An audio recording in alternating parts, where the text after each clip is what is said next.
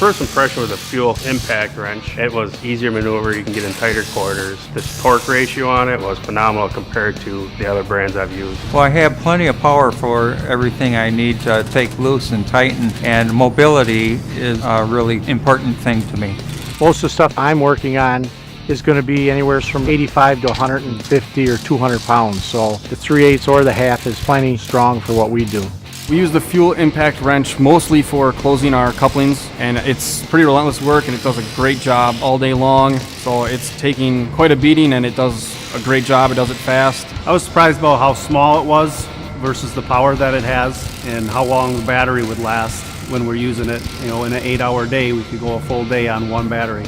Productivity is increased with the fuel impact wrench just because you're not constantly swapping out batteries and because it's faster than the other impacts. With having the different modes, you know that if you're in lower modes, you know that you're not going to damage things, but if you're in the higher modes, you know that if something really needs to be tight, it's gonna be tight. Definitely, the modes with the fuel impact wrench are great. Whatever you're doing, you got a little screw you got to put in, you know, you just set it's number 1, it goes right in. You don't have to worry about snapping the head off. Mode 2, you know, you go a little bit heavier, you can get a little bit deeper starter bolts. The third setting I'd be using for like taking off lug nuts, strut bolts. The torque specs on the M18 where it's got an automatic torque stop is nice to have so you don't over tighten the bolt or break it. I've used plenty of other impact wrenches over the years and there's no way I would go back to anything but the fuel impact now.